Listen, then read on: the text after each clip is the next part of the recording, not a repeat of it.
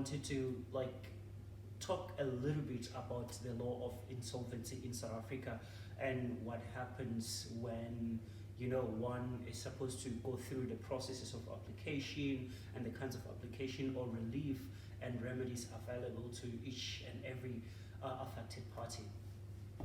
So when we say someone is bankrupt or insolvent, we basically mean that their assets are lower than their liabilities, or their debt is actually greater than the amount of money that they have.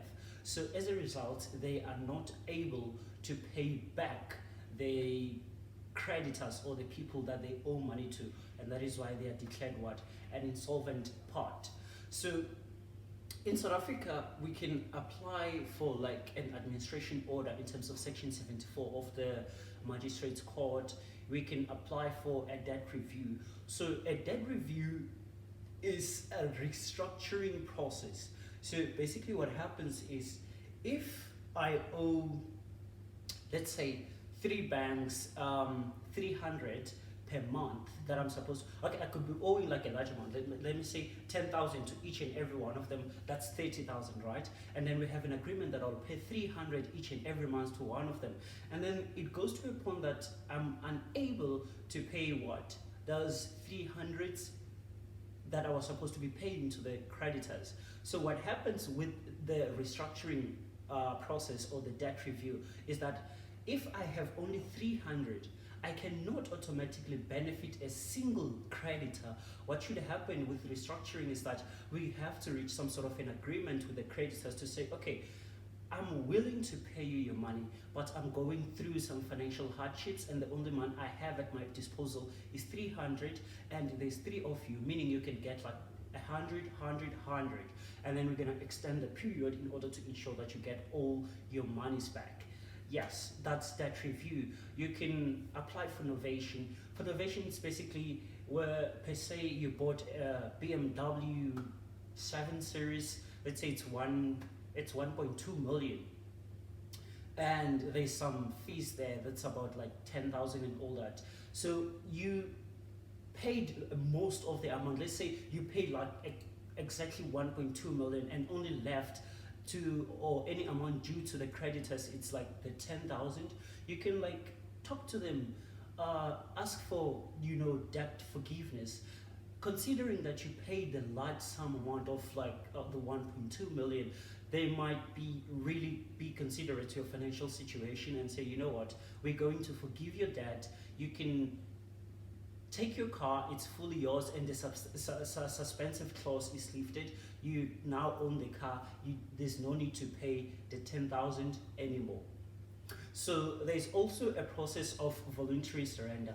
So voluntary surrender is basically when you, as a debtor, the person that owes money to the creditors, you see that, okay, I do not have money and I have no other option but to declare myself an insolvent party.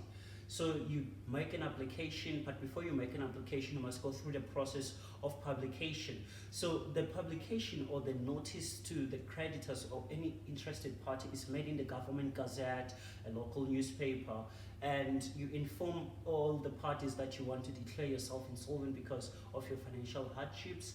And the notice must be given within 30 days period before you make the application, and it must be done 15 days before the end of that 30 days, so that everyone could have a chance to perhaps oppose the application if they think you can be able to maybe restructure or repay the monies that you owe to the creditors, or they'll just allow you to go with the process. So you apply it for yourself, and then during that process, it's actually one of the hardest because you have to prove computus creditorium, which means that you have to prove that with all the available assets that you have, one, you'll be able to pay for the costs, the administration costs, the cost of all the processes of winding up the estate in order to pay the creditors. But most importantly, computus creditorium means that all the creditors will be advantaged not only a single one. So instead of favoring one creditor, you favor all of them. They'll get a portion of what's left in your account. So you must actually prove that there will be an advantage to the creditors. And then the other process that sits there, it's compulsory sequestration. So compulsory sequestration is brought by a creditor, the person that one of the people that you owe money. They're the ones who make the application to have you sequestrated. It's basically the same thing that happens. The assets are taken and sold, and then people are paid. So in terms of the creditors, we have two types of creditors. No, three actually. Three types of creditors. We have secured creditors. So secured creditors are paid from an account called an encumbered asset